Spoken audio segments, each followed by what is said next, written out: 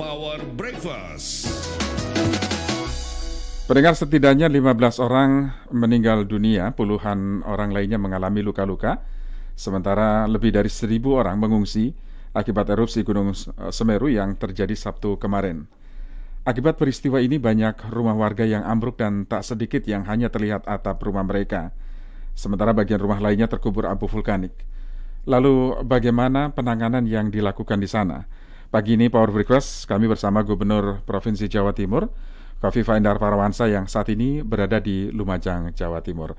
Nanti kami buka line telepon untuk Anda di 0215869000, SMS WhatsApp di 0811806543. Halo, selamat pagi Bu Khofifah.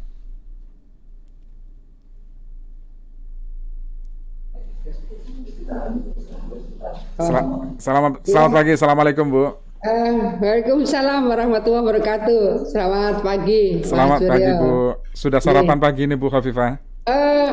Sampun ini saya ada di guest house yang di belakang ini banyak pohon kelor. Jadi tadi saya minta dimasakin sayur kelor, sayur bening. Sehat sekali, baru dipetik 5 menit masak selesai. Saya ajak seluruh tim sarapan. Nggak sarapan pecel Bu? Betul, karena di sini kekuatan Lumajang itu nasi kelor, tapi karena kalau bikin nasi susah, sudah ada pohon kelor, lalu yang punya penginapan ini berkenan 5 menit selesai, sudah sehat lah, insya Allah sehat ya. Baik, alhamdulillah. Semua tim juga semuanya sehat selalu ya Bu. Ya, amin. Bu, jarak penginapan ke lokasi bencana berapa kilometer Bu? 55 menit. 55 menit. Ya, karena di Kecamatan Pasirian terdekat dengan Candipuro relatif tidak ada penginapan di sana. Hotel terbatas, jadi saya karena butuh beberapa tim, kita ambil di penginapan. Di penginapan ya. Iya. Baik, Bu. Hari pertama berkantor di Lumajang bagaimana Bu? Biasa sih, kan kita juga dulu di Kementerian Sosial juga bisa sampai 4-5 hari gitu. Jadi kalau kita tidak melakukan monitoring langsung, cek lapangan, bagi saya seeing is believing. Seeing is believing. Jadi ada beberapa titik ya kita saling koordinasi, kita prioritas kemana gitu. Jadi pagi hari ini juga kita sudah siap-siap untuk bisa menjangkau yang lain. Apalagi di Lumajang ini kan 2 kecamatan yang akhirnya kemudian ada kesulitan untuk bisa menjangkau langsung karena ada jembatan yang terputus total. Jadi Geladak Perak ini yang mempersambungkan antara Kecamatan Candipuro dan Pronojiwo yang dua-duanya terdampak, ini putus jembatannya. Hari ini saya ada rencana ke Pronojiwo, berarti itu harus heli. Kalau tidak berarti putar ke Malang. Kalau putar ke Malang itu ya mungkin dari tempat saya berada bisa 5-6 jam baru sampai ke sana. Jadi beberapa hal memang kita harus lakukan penyapaan langsung, meskipun dari Sabtu sore saya sudah membagi 2 titik. Ketika terkonfirmasi jembatan Perak, Geladak Perak ini putus, sudah langsung kita bagi 2. Layanan kesehatan misalnya, kebetulan kan Pemprov punya rumah sakit di Malang cukup prestigious, besar lah. Itu langsung di rut Rumah Sakit Saiful Anwar, saya minta mengomandani tim kesehatan yang di Pronojiwo. Penanganan di Pronojiwo juga saya harus menyampaikan terima kasih Pak Bupati Malang dari awal dan sampai pagi ini saya berkali-kali komunikasi karena beliau yang saya minta untuk membantu penanganan di Pronojiwo. Pak, tentu atas persetujuan Pak Bupati Lumajang. Jadi karena secara teknis penjangkauan secara langsung ini sulit dilakukan dari Lumajang, maka yang terdekat adalah Kabupaten Malang. Pak Bupati Lumajang setuju, sudah kita komunikasikan dengan Bupati Wali Kota Malang juga memberikan support untuk penanganan yang di Pronojiwo. Kesehatan tim dari Pemprov, pokoknya dari awal tim BPBD Pemprov juga kita bagi 2, tim kesehatan kita bagi 2, logistik kita bagi 2, karena memang 2 kecamatan ini terputus oleh jembatan Geladak Perak. sebagai pernah menduduki jabatan Menteri Sosial, rasanya seperti ini tidaklah sulit untuk membagi peran dan tugasnya Bu Khofifah ya. Ya, insya Allah pengalaman-pengalaman yang dulu itu bisa dijadikan referensi. Tapi bahwa hari ini misalnya kebutuhan alat berat, beragam alat berat disupport dengan kehadiran Pak Panglima TNI kemarin. Ya. Jadi kita sebetulnya sudah mendeploy, jadi misalnya eskavator dari Pemprov sudah sampai, yang di tempat yang agak banyak diunggah gitu ya, viral di Kampung Renteng. Kemarin pagi saya datang, 2 eskavator dari Pemprov juga sudah sampai. Tapi kan titiknya banyak untuk percepatan evakuasi dan segala sesuatunya memang dibutuhkan alat berat lebih banyak lagi. Ada beko, ada bulldozer, ada eskavator, dan seterusnya. Ini menjadi bagian yang menurut kami bisa memberikan percepatan penanganan dari dampak ini sebetulnya bukan erupsi ya, ini adalah guguran awan panas di Semeru ya. Baik, Bu Khofifah, kemarin saya melihat aktivitas Bu Khofifah ya di IG-nya Bu Khofifah. Itu di beberapa desa yang sepertinya memang tertimbun erupsi ya, abu vulkanik Semeru. Itu di awan panas betul. Betul, itu di mana itu Bu Khofifah? Di banyak titik kebetulan yang agak ramai diviralkan itu kan dari Kampung Renteng. Maka kemarin saya ke sana, termasuk ke tempat pengungsiannya, termasuk eskavator dari Pemprov juga saya prioritaskan ke sana. Jadi saya ingin menyampaikan pada dasarnya mitigasi itu sudah dilakukan.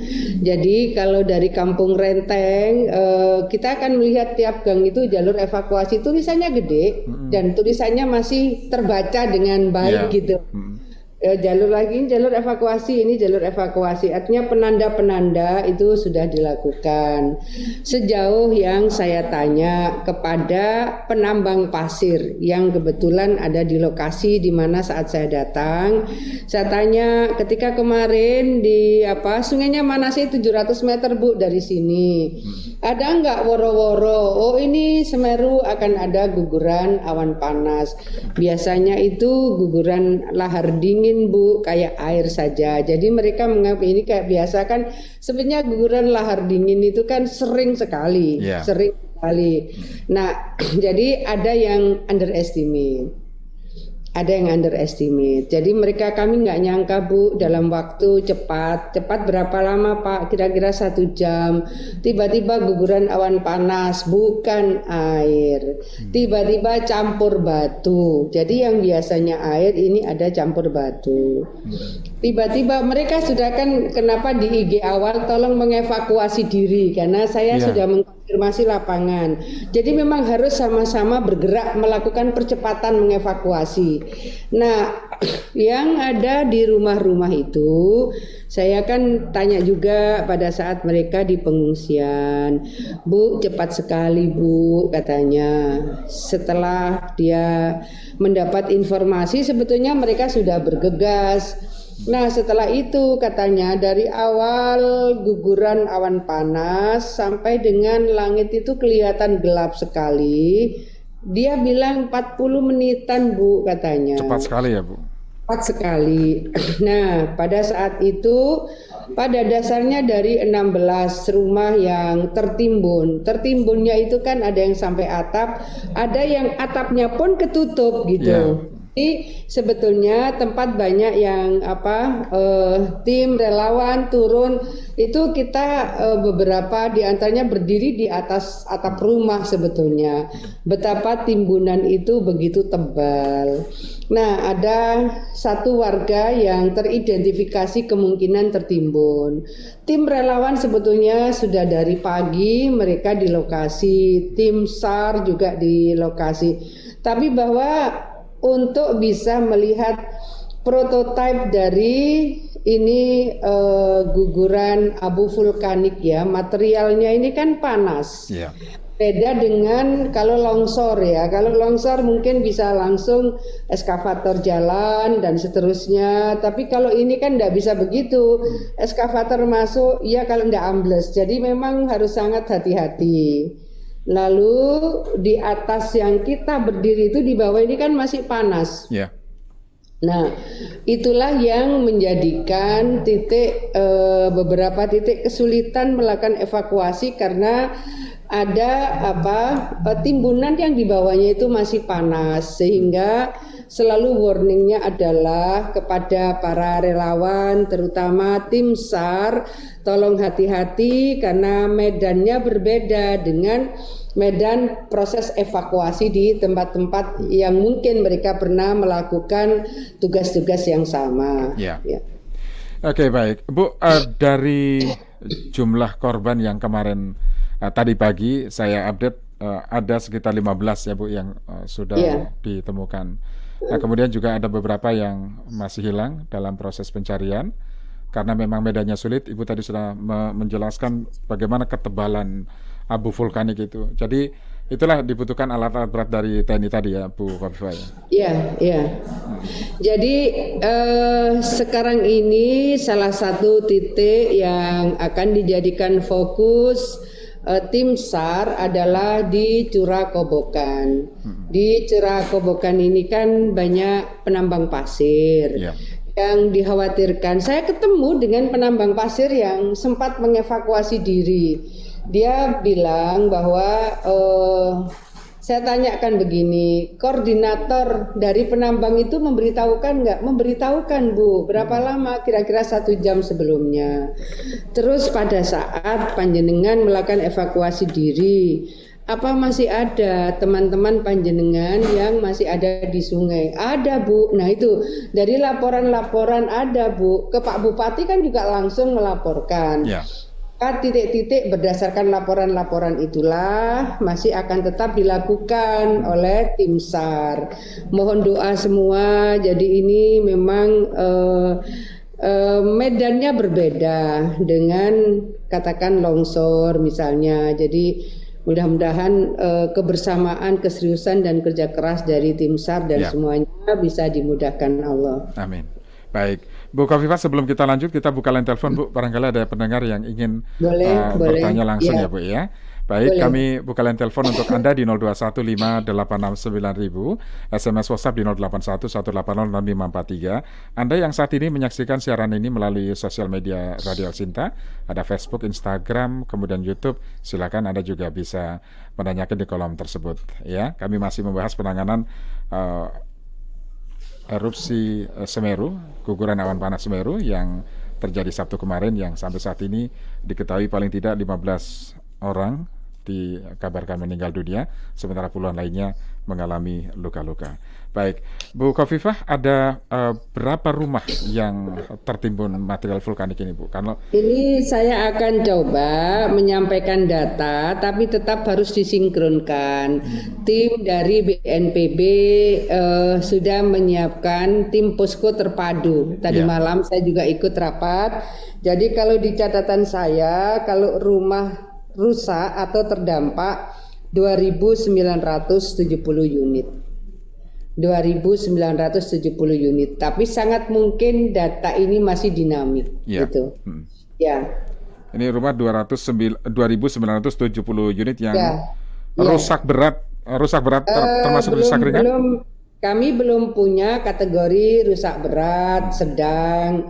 Karena kan kalau sudah tertimbun berarti ya sudah itu berat gitu ya. Tapi ada yang dekat dengan guguran awan panas itu kita kalau bisa melihat dari udara itu banyak sekali rumah-rumah yang atapnya itu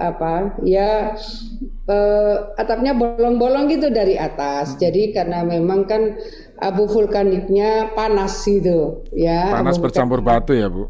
Bercampur batu. Ya, ini sedang dilakukan. Kami tadi menyampaikan daerah-daerah tertentu itu karena masih di bawahnya itu tumpukannya kan timbunan abunya masih panas. Jadi cara untuk melakukan penjangkauannya pasti juga harus dengan kehati-hatian. Ya. Ya, selain 2.970 rumah warga Ya. yang rusak, Bu, fasilitas sosial lainnya seperti tempat ibadah dan sekolah-sekolah itu Oh, berapa? alhamdulillah aman sih. Ada 3 puskesmas terdekat dengan Candipuro, tiga-tiganya bisa berfungsi dengan baik. Kemudian tempat ibadah juga alhamdulillah berfungsi dengan baik. Sekolah-sekolah juga sejauh yang saya dapat laporan dan saya turun itu relatif tidak ada yang terdampak karena beberapa sedang kita identifikasi untuk dimungkinkan menjadi huntara. Huntara ini terminologi yang sering kita gunakan, hunian Ya, sementara ya. sementara. BNPB akan menyiapkan dana tunggunya. Jadi beberapa yang kita sedang exercise selain Batalion 527 yang ada di Lumajang, memang ada SMA, SMK dan SMP. Ini yang hari ini kita komunikasikan di titik mana yang memungkinkan. Karena kan sudah mulai PTM ya, meskipun masih hybrid learning. Lalu kita juga sedang mengkomunikasikan dengan beberapa pesantren. Jadi pada dasarnya masyarakat memang inginnya kalaupun ada tempat maka yang terdekat dengan kampung halamannya. Meskipun katakanlah rumahnya tertimbun, tapi ya disitulah kampung halaman mereka. Hal-hal yang menjadi pertautan secara psikologis ini kan harus dijaga. Jangan sampai down misalnya. Ya.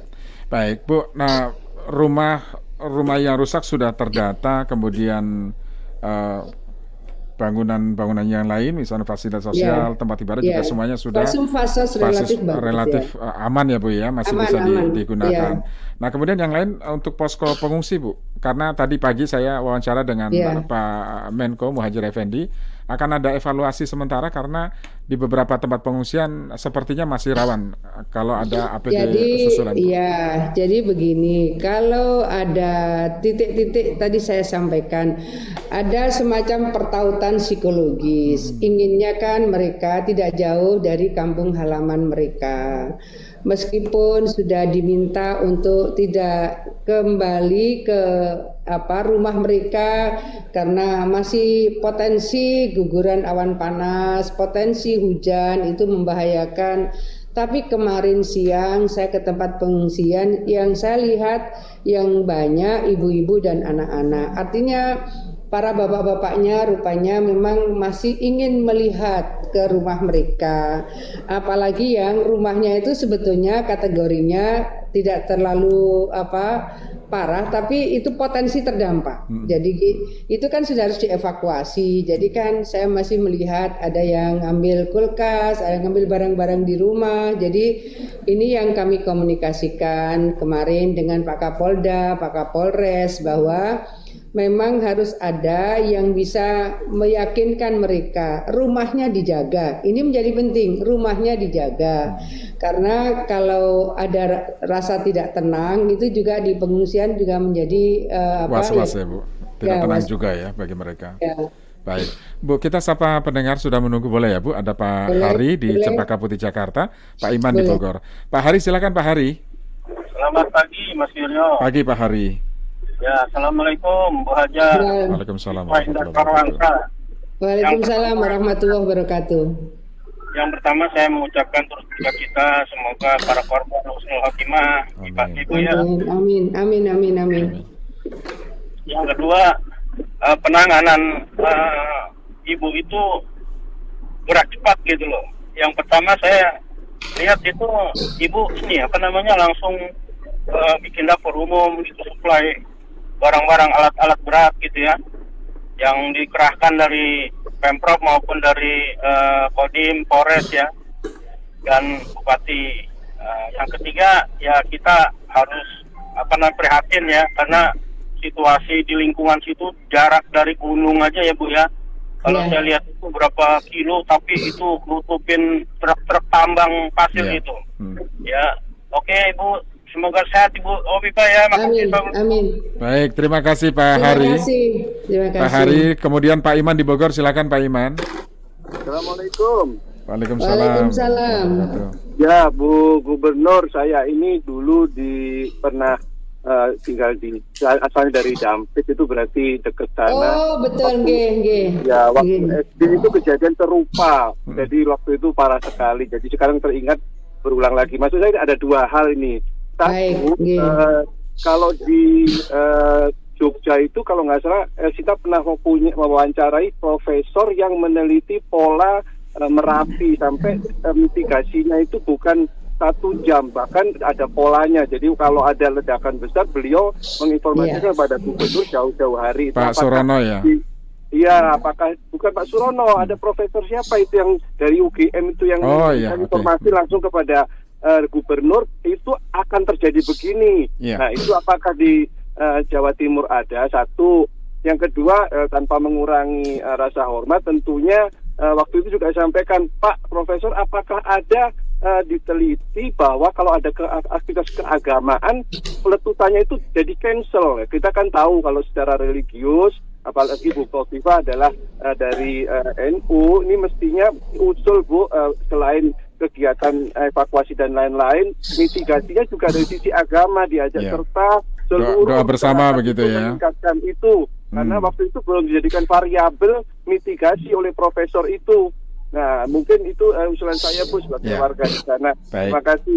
Terima kasih. Waalaikumsalam warahmatullahi wabarakatuh. Kemudian ada Pak Handoyo di Bandung. Silakan Pak Handoyo. Ya, assalamualaikum Bu Gubernur, Bu Khofifah. Ya. Waalaikumsalam. Ya, gini Bu Khofifah. Jadi saya kebetulan pensiunan dari SDM di Pertambangan Bandung, Bu. Jadi dulu saya pernah mengkaji cara penambangan di daerah lahar di Merapi, Bu, Kali Bebeng dan lain sebagainya. Memang betul daerah sungai di mana banyak lahar itu memang harus ditambang. Memang ditambangnya itu memang harus hati-hati, jangan sampai merusak tabu, karena kalau tabu itu rusak akan banjir kemana-mana. Nah, dengan pengalaman kami memang saya dengan para penambang itu selalu bertanya, gimana kalau pas Merapi Batu-Batu, mereka memang komunikasi betul Bu, jadi sudah ada koordinasi dengan HT dan lain sebagainya, sehingga begitu di atas sudah ada batu-batu, ada koordinasi dengan pemberi izin, mereka bisa menghindar. Nah, mungkin karena tadi Bu Khofifah cerita bahwa itu cepat sekali, mereka sudah mau siap-siap 40 menit sudah lahar, sudah dengan lahar panas juga sudah ke sana, jadi memang banyak korban. Saya salut terhadap Bu Khofifah yang sudah mengirimkan alat berat yang dibantu dengan TNI. Terima kasih Bu Khofifah. Baik. Terima kasih Pak Handoyo di Bandung. Waalaikumsalam warahmatullahi wabarakatuh. Bu Khofifah, sebelum ditanggapi kita jeda sejenak boleh ya Bu ya? Baik pendengar, setelah ini Anda masih dapat sampaikan pertanyaan, sementara kita jeda sejenak untuk update dari redaksi.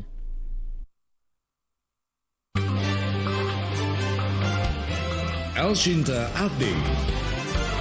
Wakil Presiden RI Ma'ruf Amin meminta Menteri Sosial, Badan Nasional Penanggulangan Bencana atau BNPB, dan Kementerian Kesehatan untuk segera menangani korban bencana letusan Gunung Semeru. Wakil Presiden Ma'ruf Amin menyampaikan keprihatinan terhadap musibah guguran awan panas Gunung Semeru di Kabupaten Lumajang, di mana Wapres pun menginstruksikan jajaran terkait segera melakukan penanganan kepada korban. Gunung Semeru kita sudah minta pada Menteri Sosial, Gubernur Jawa Timur, Bupati Lumajang,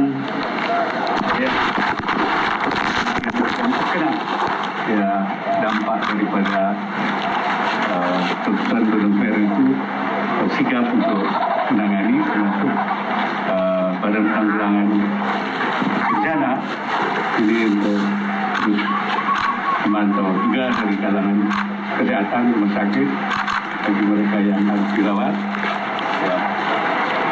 Dan kita minta memang upaya-upaya pencegahan dalam rangka meminimalkan dampak korban, minta mereka supaya dalam setiap saat, bukan hanya di sekitar Gunung Semeru, tapi di mana semua daerah bencana. Lebih lanjut, Wapres meminta Menteri Kesehatan untuk mengomandoi persiapan penanggulangan perawatan. Alisan, kemeja lokal brand dengan standar internasional. Dapatkan di modern dan tradisional market di seluruh Indonesia. Ingat kemeja, ingat Alisan. Elshinta News and Talk.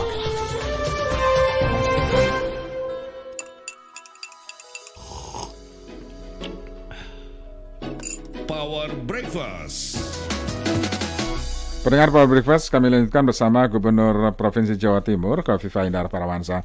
Bu Khofifah, sebelum ditanggapi ada tanggapan dari WhatsApp Pak Oscar Tumiwa, seharusnya korban jiwa bisa dihindarkan karena letusan atau erupsi Gunung Semeru sudah ada alat deteksinya, kecuali gempa bumi. Jadi agar lebih aman, sebaiknya seluruh penduduk dipindahkan sesuai batas aman 5 km dari gunung. Ini tanggapan Pak Oscar Tumiwa melalui WhatsApp. Silakan ditanggapi Bu Khofifah.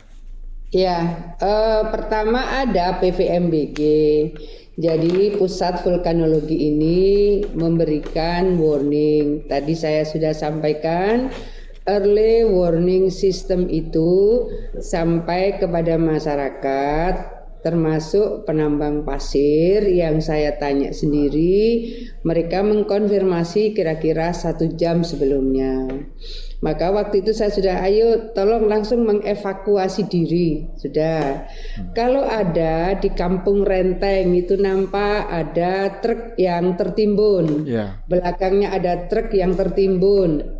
Nah, itu bersyukur sopirnya sudah bisa keluar dari mobil dan kemudian sopirnya melompat ke genteng rumah yang ada di dekat truk karena memang rumah itu sudah tertimbun, sudah tertangani meskipun ada luka bakar.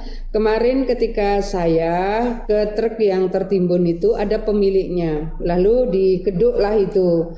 Saya bilang ini dikeduk untuk apa, surat-surat Bu ada di dalam truk ini. Itu saya kemudian saya menyampaikan, kok sampai tertimbun? Iya Bu.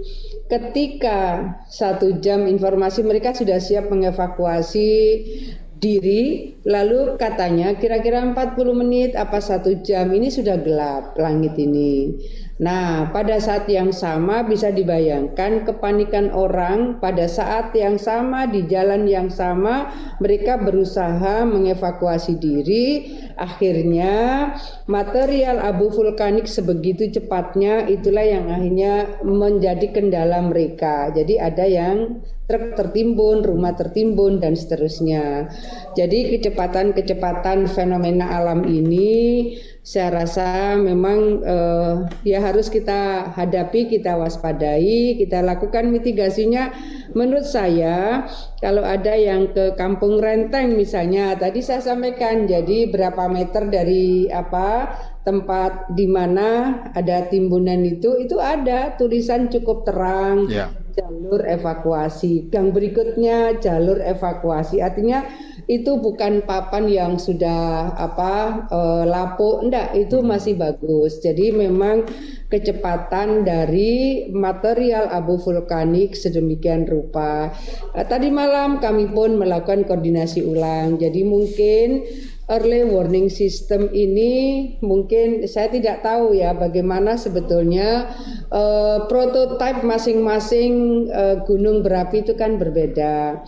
Jadi misalnya Semeru yang biasa memang ada guguran lahar dingin itu sering sekali. Ada yang bahkan menunggu airnya mengarah kemana, berarti nanti pasirnya mengarah kemana dan seterusnya. Jadi antara early warning system dengan apa yang masyarakat seringkali melihat ini fenomena Semeru ini kan orang sekeliling gunung sudah sangat paham sekali. Saya ini pendaki gunung, karena saya pendaki gunung saya agak hampir 6 bulan sekali dulu saya ke Semeru. Jadi bagaimana masyarakat itu sangat memahami ibaratnya geliatnya Semeru.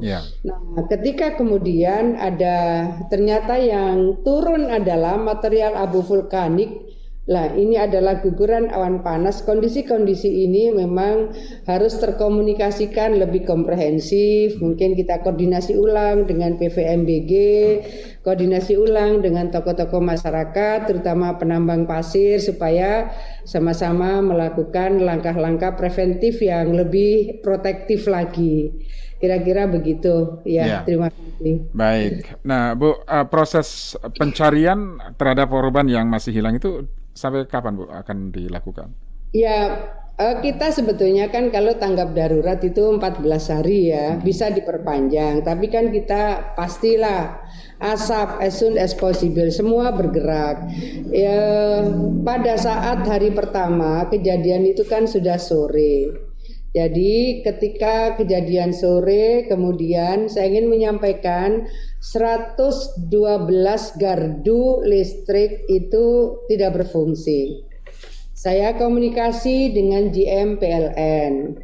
Malam itu ada yang petugas mengizinkan PLN melakukan reaktivasi, tapi sebagian besar tidak mengizinkan. Bisa dibayangkan bahwa kejadiannya sore, hujan lebat, lampu mati, itu sudah sulit untuk bisa melakukan evakuasi secara efektif. Proses untuk melakukan deployment dari genset juga nggak bisa masif. Nah, saya komunikasi dengan GM PLN, mereka bisa melakukan reaktivasi sampai dengan kemarin sore itu 33 gardu. Yeah. Mudah-mudahan sore ini karena ada kebutuhan narik kabel baru mungkin sepanjang 300 meter dari yang jembatan terdampak itu bisa 100% teraliri, khususnya untuk yang Pronojiwo sudah sebagian besar. Pronojiwo ini kan hampir 70% kemarin putus koneksitasnya. Jadi hal-hal yang teknis-teknis seperti ini, koordinasi kita insya Allah berjalan dengan sangat baik, tetapi bahwa tidak semua titik diizinkan tim PLN masuk karena tadi yang saya sampaikan itu. Jadi timbunan ini di bawahnya itu masih panas. Dalam kondisi seperti itu yang sudah diberikan izin pasti PLN sudah jalan. Mereka ada di lapangan dan saya sudah ketemu mereka. Pronojiwo sudah sebagian besar bisa terlistriki. Kemudian kemarin saya cocokkan dengan Pak Panglima TNI untuk mobile BTS, terutama untuk Kecamatan Pronojiwo. Jadi beberapa hal teknis-teknis, tetapi ini menjadi strategis untuk membangun koneksitas di antara informasi yang harus kami update bersama-sama. Yeah. Ya. Koneksitas itu termasuk komunikasinya ya Bu ya, karena kemarin sempat. Jadi kan kemarin itu tidak mudah kita mendapatkan komunikasi yang direct gitu. Mereka harus turun ke titik tertentu untuk bisa mengkomunikasikan. Kan kita ingin memastikan pengungsiannya bagaimana, kita ingin memastikan bagaimana logistiknya. Jadi kan dapur umum itu saya ingin pastikan bahwa sore kejadian, malam itu kita sudah bisa menyiapkan dapur umum karena relawan datang sudah harus bisa disiapkan logistiknya. Pagi kemarin sudah harus bisa disiapkan logistiknya. Jadi kan hal-hal seperti itu pemenuhan kebutuhan dasar menjadi penting. Tim kesehatan bergerak. Nah, karena ini dua tempat, yang satu kebetulan kemarin itu sampai sore koneksitasnya kurang bagus. Ya. Jadi ya saya bilang carilah di mana di situ ada sinyal, tolong disampaikan pesan lewat tempat yang sinyalnya tersupport. Jadi pola-pola biasa sih kalau di saat terjadi bencana. Ya. Jadi memang masing-masing harus proaktif untuk bisa memastikan bahwa persambungan komunikasi itu bisa dilakukan sedapat mungkin real time supaya kita bisa quick response. Ya. Hari ini rencana targetnya akan terkoneksi Bu, yang kemarin sempat gangguan itu? Ya, tadi pagi kan saya tentu punya LO ya di beberapa titik gitu. Ya. Saya sudah bisa dapat video-video mereka dan saya tanya ini di mana ngirimnya. Lalu mereka sampaikan alhamdulillah lampu sebagian besar sudah nyala gitu. Jadi yang terdampak putusnya arus listrik itu kira-kira 70% di Kecamatan Pronojiwo.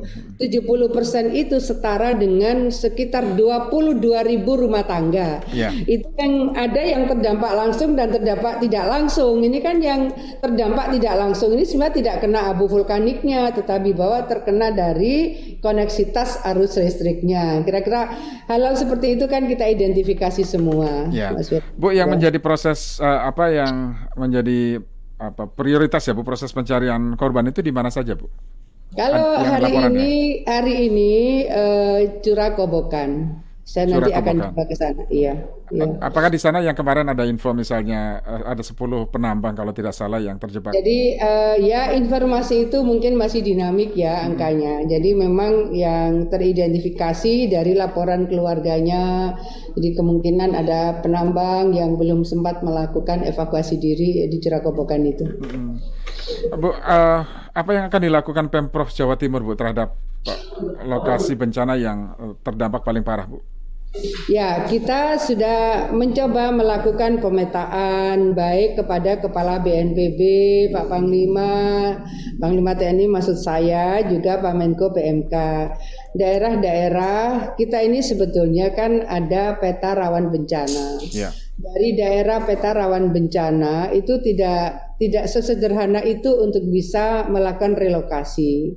Dari mulai mereka yang ada di bantaran sungai, mereka yang ada di lereng-lereng yang potensial longsor, kemudian mereka yang ada di daerah-daerah yang memang sudah di dalam area rawan peta bencana. Dalam kondisi seperti ini memang harus betul-betul duduk bersama, dipastikan relokasinya, dipastikan bahwa Menteri Kehutanan bisa menyiapkan lahannya. Kalau rekonstruksi kan BNPB, PUPR dan kami biasa juga yang di daerah ikut menyatulah dengan program rekonstruksinya. Kalau dalam keadaan bencana biasanya ada tahap tanggap darurat, rehabilitasi, rekonstruksi. Tapi kalau seperti sekarang ini harus simultan. Karena kemarin pada dasarnya hari kedua kita ketemu di pengungsian, mereka Bu bagaimana rumah kami, Bu bagaimana rumah saya dan seterusnya. Artinya bahwa memang hunian tetap itu menjadi bagian penting yang bisa memberikan ketenangan mereka. Oh iya, andai nanti direlokasi pasti mereka inginnya tidak jauh-jauh dari di mana mereka berada itu kan sebenarnya dekat dengan sumber income mereka. Lereng-lereng Semeru itu kan daerah yang sangat subur gitu ya. Jadi kalau sumber income mereka dekat situ pasti mereka berharap tidak jauh-jauh dari situ, tetapi jangan masuk pada daerah merah yang mungkin potensi menjadi rawan bencana ya. Jadi peta rawan bencana pada dasarnya sudah ada. Mengeksekusi di lapangannya memang tidak sederhana. Kecuali ada opsi bahwa ini relokasi di sini. Karena kami juga pernah melakukan di Bondowoso gitu. Jadi pada saat di Bondowoso kami mendapatkan support dari PTPN waktu itu, sehingga masyarakat itu kan kita mesti harus dari hati ke hati. Ini nanti potensi terdampak, jadi tolong sekarang berkenan pindah ke sini gitu. Jadi dalam waktu cukup cepat ketika di Bondowoso saat itu. Baik, Bu Khofifah, kita sapa satu pendengar terakhir, Bu. Ada Pak Gibran di Bogor. Pak Gibran, halo Pak Gibran. Halo, maaf saya dengan Pak Citra, Bu. Pak siapa Pak? Pak Citra, baik. Terima kasih koreksinya, mohon maaf. Dikecilkan suara radionya Pak supaya bisa terdengar dengan jelas ya. Ya, baik. Ya, silakan Pak Citra. Assalamualaikum, selamat pagi. Waalaikumsalam warahmatullahi wabarakatuh. Pagi Pak Citra, silakan. Ya, Bu Khofifah mau nanya, untuk proses ini semua apakah akan ada pencarian itu sampai 10 hari, Bu? Apa masanya akan diperpendek sampai 7 hari, mengingat maksud saya tim SAR yang akan mencari korban hilang di lokasi kejadian ya kan, melihat dari kemarin juga masih suka turun juga ya awan panasnya kayak gitu, seperti itu, Bu. Mudah-mudahan cepat ini, Bu, cepat tertangani. Bu, satu lagi, apakah ada rencana Presiden Jokowi akan turun ke lokasi, Bu ya? Karena ngelihat dari bencana di Kalimantan Barat, sama sekali beliau tidak ada turun ke lokasi gitu. Oke. Baik. Ya, terima kasih ya Pak Citra ya. Di Bogor pendengar terakhir, tanggapan melalui WhatsApp dari Pak Indra Herlambang di Jakarta. Doa kami untuk masyarakat di Lumajang dan Malang yang terdampak, semoga mereka tertangani dengan baik dan pemerintah bisa terus mensupport mereka. Silakan Bu Khofifah Baik, terima kasih Pak Citra. Jadi kalau untuk tim SAR Search and Rescue memang kalau kita mau melihat tanggap darurat 14 hari, tentu kami semua berharap bahwa sesegera mungkin, as soon as possible, semua bisa kita maksimalkan pencariannya. Bapak betul bahwa kendala alam salah satunya yang menjadi constraint kami di lapangan. Terutama tadi yang saya sampaikan bahwa di antara timbunan-timbunan bisa 4-6 meter itu di bawahnya masih panas. Bawahnya masih panas.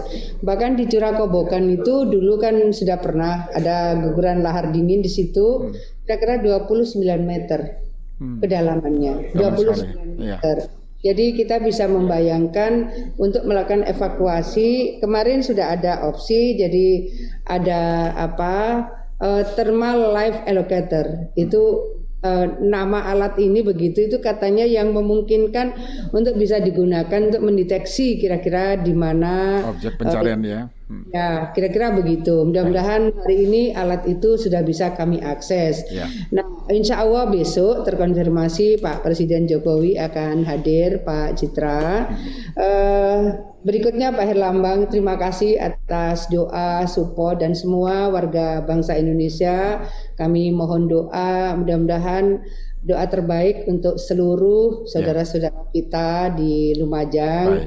Dan tentu yang juga mengalami hal yang serupa karena bencana alam ini terjadi juga di berbagai daerah yang lain di Indonesia. Baik, terakhir Bu Khofifah, sekarang kan banyak masyarakat yang ingin menyalurkan bantuan ya sebagai rasa kepedulian mereka terhadap masyarakat yang terdampak. Ada imbauan Bu dari Ibu supaya bagaimana penyalurannya sehingga bisa terima kasih ke gotong royongan kerelawanannya. Tadi malam itu disepakati seluruh bantuan mohon berkenan untuk dipusatkan di kantor pendopo Kabupaten Lumajang. Kantor pendopo ini akan menjadi posko terpadu utama gitu.